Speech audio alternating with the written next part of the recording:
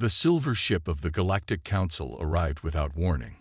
It appeared just beyond the moon, its hull gleaming in the sunlight. Earth's radar stations and satellites detected it at once.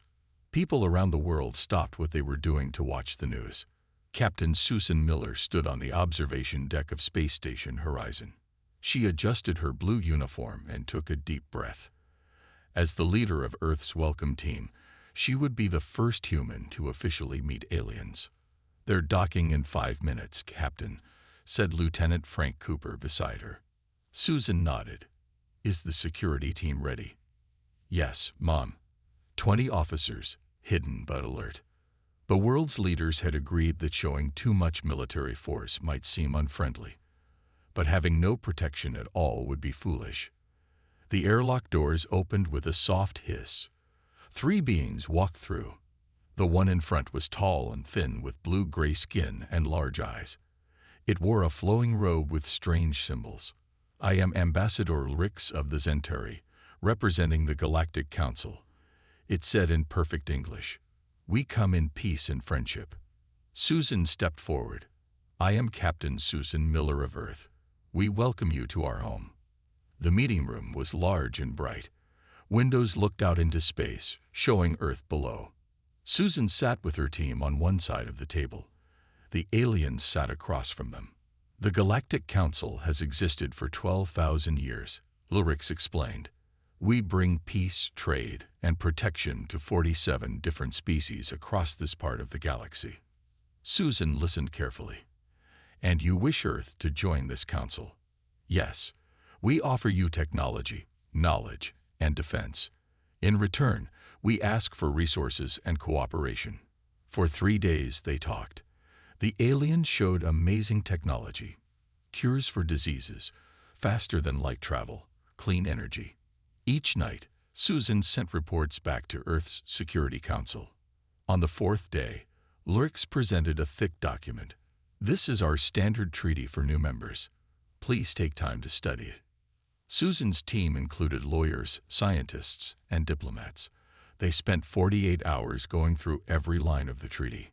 "Captain, you need to see this," said Dr. Henry Wallace, Earth's top physicist. He pointed to a section deep in the document. "They want access to all our water reserves. And this part here, they get to decide how we use our military." Susan frowned. "Keep looking. Find everything." By morning, they had a list of problems. The treaty looked good at first glance, but hidden in legal language were terms that would slowly give the Council control over Earth's resources and people. The next meeting with Lyrix was tense. Susan sat straight in her chair. "We appreciate your offer," she said carefully, "but Earth must decline to sign this treaty at this time." Lyrix's large eyes blinked rapidly. "Decline? No species has ever declined Council membership. The terms are not acceptable to us," Susan explained. "We would lose too much independence." "These are standard terms. All members agree to them," Lyrix said, voice rising slightly. "Then perhaps the standard terms need to change," Susan replied. That evening, Susan watched from the window as the Council ship prepared to leave. Her communication device buzzed. "Captain, we're getting strange energy readings from their ship," said the science officer. "What kind of readings?" "They're scanning us. Deep scans of our entire planet." Susan's face hardened. "Record everything. And send word to Earth to be on alert." As the alien ship disappeared into the darkness of space, Susan knew this was just the beginning. The Council had never been refused before. They wouldn't give up easily. Back on the Council ship, Lyrix sent an urgent message to the Council leaders. "Humans have declined our treaty. They saw through our terms. This species is more perceptive and stubborn than we anticipated. They may be a threat to our standard procedures. Recommend immediate review of our approach to Earth." For the first time in centuries, fear began to spread through the Galactic Council. A species that could not be easily controlled was a species to be watched very carefully indeed. 3 years passed since the first contact. Earth had strengthened its defenses and expanded its space fleet. Nations worked together like never before, united by the knowledge that they were not alone in the universe. Krex sat in his office on the Council space station. As the head of Galactic Intelligence, he had one job: find out why humans rejected Council membership. No species had ever said no before. "The humans are hiding something," he told his assistant. "We need someone on the inside." His plan was simple. The Council would offer a cultural exchange program. They would send scientists to Earth, and humans would send their experts to Council worlds. During this exchange, Council spies would learn Earth's secrets. Dr. Alan Winters taught at Harvard University. He studied how different cultures interacted. When the Council offered him a chance to study alien societies, he could not say no. "This is the opportunity of a lifetime," he told his wife before leaving Earth. What Alan didn't know was that the Council planned to use him. By watching how he studied them, they would learn how humans thought. Back on Earth, Veronica Holt frowned at the files on her desk. As Director of Earth Intelligence, she didn't trust the sudden offer of cultural exchange. "They refused to share technology after we declined their treaty," she said to her team. "Why are they suddenly so friendly?" She called in her best agent, Kyle Rogers. "I need you to join the exchange program. Keep an eye on Dr. Winters. I think the Council is using him somehow." Kyle nodded. "What am I looking for?" "Anything suspicious. The Council wants something from us. We need to know what." On the Council homeworld, Alan set up his research. He interviewed aliens from different species, asking about their cultures and histories. At night, he wrote detailed reports and sent them back to Earth. One evening, Alan was working late when he found something strange in the Council library. He had access to basic historical records, but one file was poorly protected. It showed how the Council dealt with new member species. First, they offered amazing technology and protection. Then, once the new species signed the treaty, the Council slowly took control of their resources. Within 50 years, most new members became little more than workers for the Council's older species. Alan copied the file and encrypted it in his personal notes. He needed to get this information home. Meanwhile, Kyle had been watching both Alan and the aliens. He noticed how they always asked Alan about Earth's resources and military. Their questions seemed friendly, but they always wanted the same information that had been in the rejected treaty. One night, Kyle approached Alan. "Dr. Winters, we need to talk." Alan was surprised. "Do I know you?" "No, but I know you. I'm with Earth Intelligence. We think the Council is using you to gather information." Alan showed Kyle what he had found. "It's worse than that. Look at this. The Council has been harvesting resources from new members for thousands of years. That's why they want Earth to join." They made a plan. Alan would continue his research while Kyle found a secure way to send their evidence back to Earth. On the Council station, Krex received a report from his spies. "The humans are more careful than we expected. They give nothing away. But we did learn one thing. They knew about us before we contacted them. They had been listening to our transmissions for decades." Krex's assistant looked worried. "If they knew about us before contact, then they were prepared for our approach," Krex finished. "And they might know our real intentions." Fear continued to spread through the Council. Humans were not just stubborn. They were clever and cautious. For the first time in centuries, the Council faced a species they couldn't easily manipulate. On Earth, Veronica Holt received Kyle's secret transmission. Now humanity knew the truth about the Galactic Council, and they would be ready for whatever came next. The Council was running out of patience with Earth. 6 months after the failed intelligence mission, they decided to try a new approach. Fear. 300 warships appeared near Jupiter. They were huge, each one larger than the biggest ship humans had ever built. Their weapons glowed with strange energy as they performed complex maneuvers. It was a clear message to Earth: join us or face our power. Admiral Peter Carlson watched from the bridge of the EDS Guardian, Earth's flagship. He was a calm man with gray hair and steady hands. 20 years in space had taught him to never show fear. "They want us to be impressed," he said to his crew. "Let's not give them that satisfaction." The Council commander, General Zern, invited Admiral Carlson to his ship to watch the military demonstration. Zern was a large reptilian being with scales that shifted color with his mood. Right now, they were bright orange with confidence. "What do you think of our fleet, Admiral?" Zern asked, his voice deep and rumbling. 300 of our finest warships. Just a small part of the Council's military might." Carlson sipped the drink he had been offered. "I've seen better," he said quietly. Zern's scales flashed red with anger. "Better? Impossible. No single species in the galaxy has a fleet that can match even this small battle group."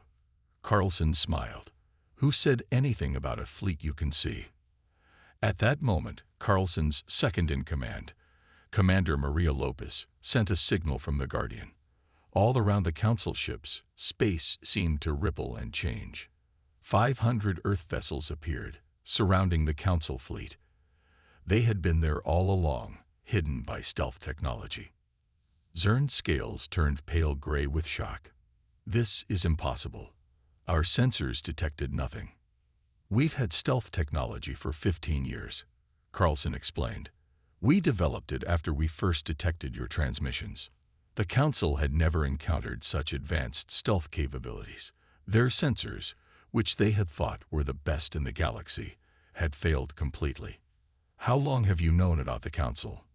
Zern demanded. "We picked up your first signals 27 years ago," Carlson said. "We've been listening ever since. We knew you were coming long before you found us." Back on Earth, President Diane Russell met with her security team. They watched live feeds from Jupiter. "The demonstration is working perfectly," said Defense Secretary Joe Benson. "The Council now knows we've been preparing for them." President Russell nodded. "What will they do next?" "They have two options," explained General Helen Ward. "Either they try to intimidate us further, or they change tactics completely."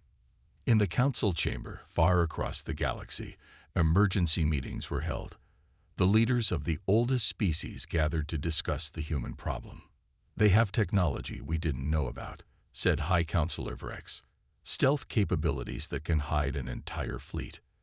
And if they have this technology," added another council member, "what else might they have? What other surprises are they hiding?" Fear continued to spread. Some council members suggested immediate military action against Earth. Others argued for a different approach. "Military action is too risky," said Ambassador Rix, who had first contacted Earth. "We don't know their full capabilities. I suggest we try economic measures instead." The Council voted and agreed. They would offer Earth an economic treaty instead. Surely humans would not refuse access to the wealth of 47 worlds. As the Council fleet departed from Jupiter, Admiral Carlson watched them go. "They'll be back," he told Commander Lopes, "with a different offer this time." "Will we accept it?" she asked. Carlson shook his head. "Not if it's anything like the first one. We won't trade our freedom for anything." The message was sent to every ship in Earth's fleet. Remain vigilant. The Council had been surprised today, but they would return with new tactics.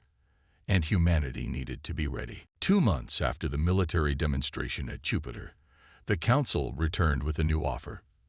This time, they sent civilian ships filled with trade goods and technology samples. They wanted to show humans what they could gain through partnership. The Council's economic delegation landed in New York. They set up impressive displays showing alien art, medicine, and technology. People lined up for miles to see the exhibition. Chief Negotiator Patricia Duncan led Earth's team. She was a sharp-minded woman with 20 years of experience in international trade agreements. The Council chose their best representative too, Trade Minister Curl, a tall being with 4 arms and skin that changed color like a mood ring. "We offer Earth access to the greatest trading network in the galaxy," Curl explained during their first meeting. 47 worlds with unique resources and markets. Think of the possibilities. Patricia kept her face neutral. "And what does Earth offer in return?" Your planet has unique biological materials we value highly. Your art and music are also quite interesting to our collectors. The talks continued for 2 weeks. Each day, the Council showed more impressive technology and resources Earth could access. They offered medical cures, advanced farming methods, and faster spaceships. Many on Earth's team were excited by these possibilities. Patricia asked 2 of her best people to examine the treaty details carefully. Economist Nancy Wright and financial expert Daniel Garcia spent days reading every line of the massive document. "There's a problem," Nancy told Patricia one evening. She pointed to a complex section about exchange rates. "They've buried it in legal language, but this clause would make Earth's currency dependent on Council standards." Daniel nodded in agreement. "And look at these resource quotas. They start small, but increase every 5 years. Within 30 years, we'd be sending most of our raw materials to Council worlds." Patricia frowned. "Any other concerns?" "Yes," said Nancy. "This section about technology sharing. We get immediate access to their tech, but we have to pay licensing fees forever. We'd always be in debt to them." Patricia brought these concerns to Earth's leadership. President Russell listened carefully to the analysis. "So this economic treaty would eventually bankrupt us and make Earth dependent on Council aid," she summarized. "Yes, Madam President. It looks beneficial at first, but in the long run, we'd lose control of our economy." The next day, Patricia met with Curl again. The alien was confident, his skin glowing a satisfied blue. "We've reviewed your offer carefully," Patricia said. "Earth must respectfully decline this economic treaty." Curl's skin flashed a shocked yellow. "Decline? But the benefits are enormous." "The immediate benefits, yes, but the long-term costs are too high." As the Council delegation prepared to leave Earth, something unexpected happened. Representatives from 3 alien worlds approached Patricia privately. "We are impressed with Earth's careful analysis," said Jax, a small furry being from the planet Nirebu. "Our world joined the Council 200 years ago. Now we struggle with debt and resource quotas.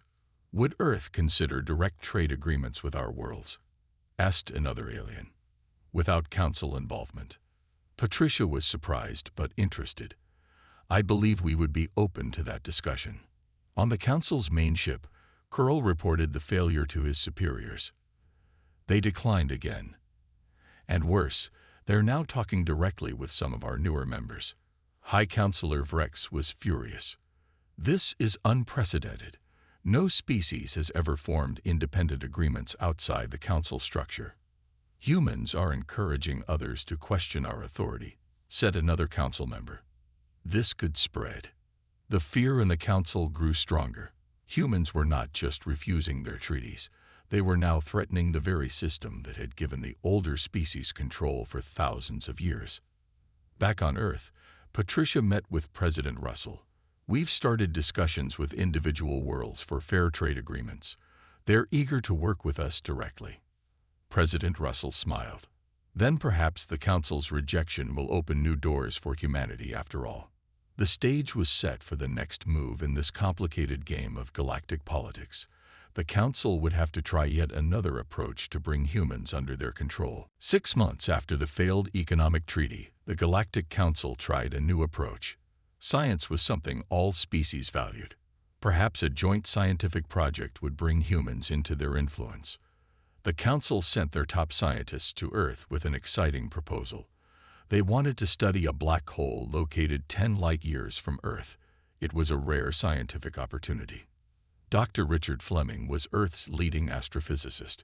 When he heard about the project, he could barely contain his excitement. A chance to study a black hole up close.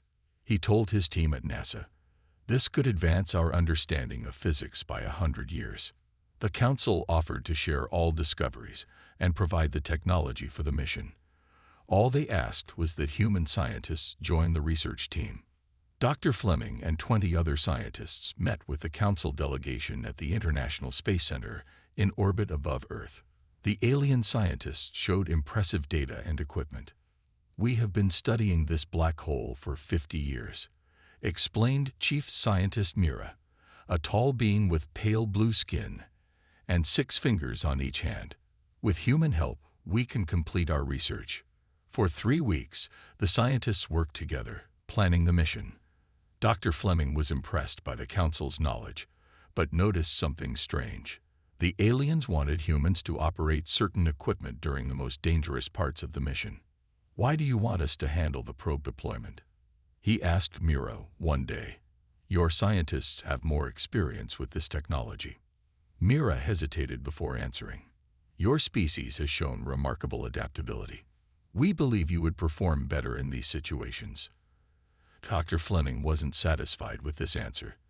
That night, he shared his concerns with Olivia Jackson, Earth's top computer specialist, who was also working on the project. "Something doesn't feel right," he said. "They're eager to put us in the riskiest positions." Olivia nodded. "I'll see what I can find in their systems." Olivia was brilliant with computers. She had helped design Earth's digital defenses after first contact. That night, she carefully accessed the Council's database. What she found was disturbing. "Look at this," she showed Dr. Fleming the next morning.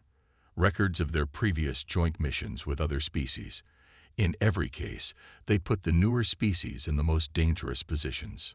Dr. Fleming looked through the data. 3 scientists from Nirabud died testing a similar probe 5 years ago. The Council classified it as an unfortunate accident. "There's more," Olivia continued. "The Council has a pattern of using newer species for high-risk research. They've lost 27 scientists from newer member worlds in the past decade alone." Dr. Fleming was shocked. "They're using us as test subjects." They brought their findings to Earth's leaders. President Russell called an emergency meeting with the Council representatives. "We appreciate your scientific proposal," she told them firmly. "But Earth must decline this collaboration." The Council scientists looked surprised. "May we ask why?" Mira inquired. Instead of answering directly, President Russell displayed Olivia's findings on a large screen. "We believe these records explain our decision clearly." Mira's blue skin turned pale. "Those records are classified. How did you access them?" "That's not important," President Russell replied. "What matters is what they reveal about your intentions." The Council scientists left Earth the next day. But Earth didn't keep the information to themselves. They shared it with other species, especially the newer Council members who had lost scientists in accidents. The news spread quickly across the galaxy. 5 species filed formal complaints with the Council. 2 worlds threatened to leave the Council completely. In an emergency session, High Counselor Vrex faced angry representatives from multiple worlds. "The humans have gone too far," he told the Inner Circle later. "They are not just refusing our offers. They are turning our own members against us." The oldest Council members agreed. Humans were becoming a serious threat to their control. They needed to take stronger action. On Earth, Dr. Fleming watched the stars from his observatory. "They'll try again," he said to Olivia.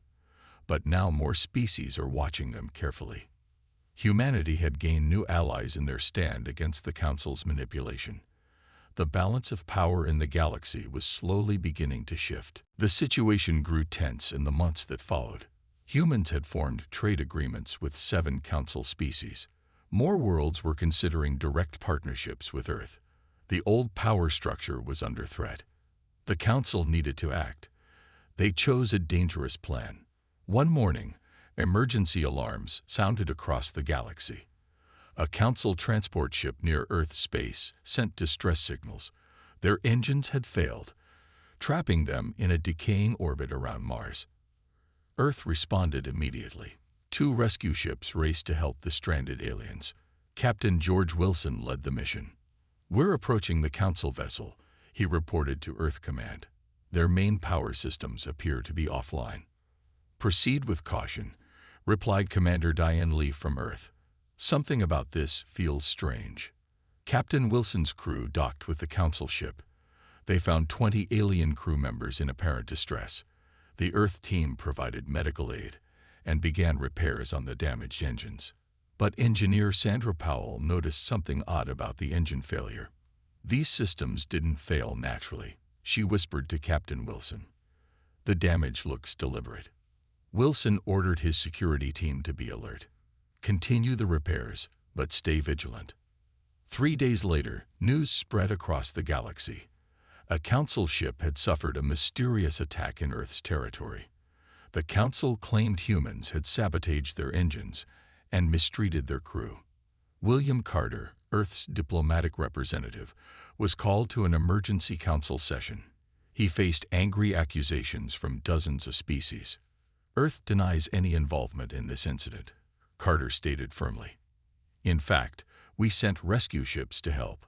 Yet their engines failed in your territory, said High Counselor Vrex. And your repair teams took 3 days to fix a simple problem.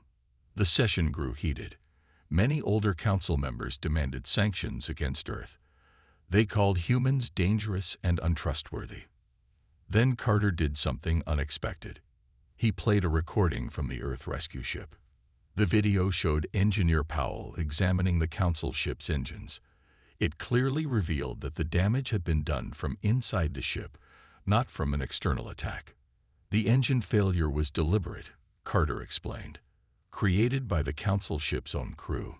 The Council chamber erupted in shocked murmurs. Carter continued, revealing more evidence. Communications between the Council ship and Council headquarters discussing the plan to fake an attack. This was a false flag operation, Carter said, designed to turn the galaxy against Earth. The Council leaders tried to dismiss the evidence, but too many had seen it. Several newer Council members expressed outrage at the deception. We trusted the Council to be honest, said the representative from Nirabu. This betrays that trust. For the first time in the Council's long history, a vote of confidence was called against the leadership. While it didn't pass, 7 species voted against the current leaders. It was an unprecedented show of dissent. The Galactic High Commissioner, trying to regain control, announced sanctions against Earth anyway. But to everyone's surprise, 12 Council members refused to enforce them. We stand with Earth on this matter, announced the representative from Axlon, a world that had been in the Council for 500 years. The evidence is clear. The Council leadership has acted dishonorably. This was the first major fracture in the Council's 3,000-year history. Never before had member species openly defied a High Commissioner's order. Back on Earth, President Russell met with her advisors. The Council is worried, said William Carter after returning from the session. They've never faced this kind of internal resistance before. What will they do next? Asked the Defense Secretary. They're desperate now, Carter replied. That makes them more dangerous than ever. In his private chambers, High Counselor Vrex faced the inner circle of the oldest Council members. The humans have turned our own members against us, he said angrily. This cannot continue. Perhaps it is time for direct action, suggested another ancient member. If we cannot control them, perhaps we should eliminate the threat. The Council stood at a crossroads. For the first time in millennia, their absolute authority was being questioned. And it had all started because one species, humans, had simply said no. The failed false flag operation changed everything. Council members began to openly question their leaders. Many worlds wanted to know what other lies they have been told over the centuries. Earth saw an opportunity. Ambassador Catherine Norton, a wise woman with 30 years of diplomatic experience, proposed a bold plan to President Russell. We should reach out to all dissatisfied Council members, she explained, and to non-aligned species who have avoided the Council. Together, we could form a new alliance. President Russell agreed. What would make this alliance different from the Council? Equality, Catherine said simply. Every member would have the same voice, regardless of how long they've been spacefaring, and no hidden clauses in our agreements. Earth sent diplomatic teams to 24 worlds. They carried a simple message. Join us in creating a fair and transparent galactic partnership. Catherine herself traveled to Nirabu, whose people had suffered greatly under Council rule. She met with their leader, First Speaker Jax, in their capital city. "Why should we trust humans?" Jax asked. "The council warned us that you are dangerous. Judge us by our actions," Catherine replied. "We exposed the council's deceptions. We shared technology freely. We offered fair trade terms." Jax considered this. "What would your new alliance offer that the council does not?" "Freedom to choose your own path," Catherine explained. "Protection without control. Fair trade without hidden costs. And most importantly, respect." Similar conversations happened across the galaxy. Many species were cautious at first. The council had ruled for thousands of years. Change was frightening. But Earth's transparency was convincing. They shared all information openly. They explained their own troubled history with colonialism and exploitation, and how it taught them to value independence. Within 2 months, 7 species had agreed to join what was being called the Coalition of Independence. 5 more were seriously considering it. The council watched with growing alarm. They launched a massive propaganda campaign, painting humans as dangerous warmongers who would destroy galactic peace. Humans are primitive and violent, council broadcasts claimed. Their history is filled with war.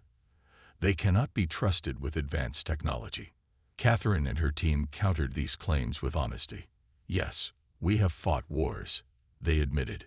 "We have made terrible mistakes, but we have learned from them. That is why we value freedom so highly. We know the cost of losing it."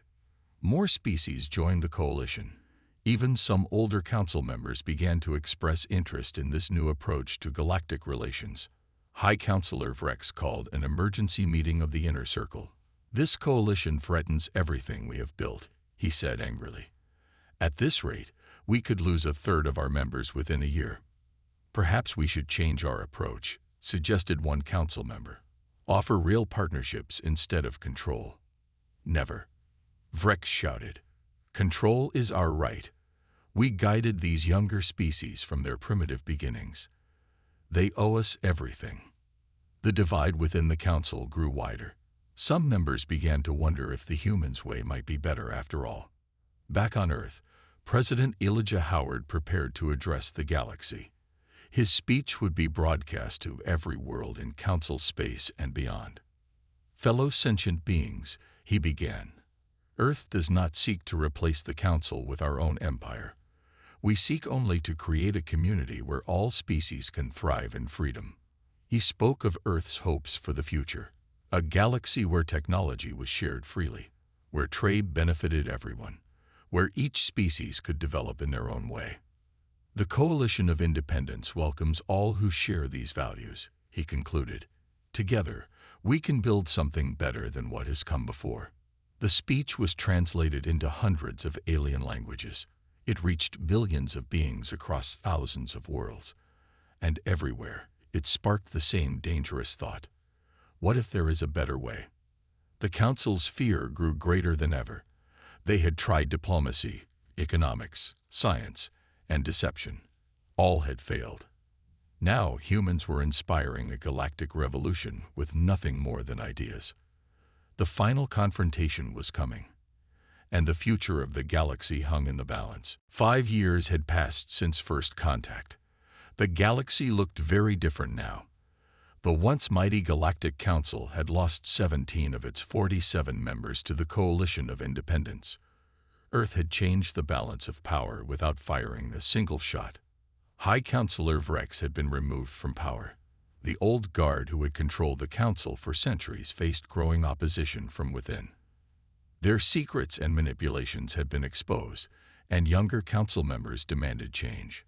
The new High Counselor, Tella, was from a species that had joined the council only 800 years ago.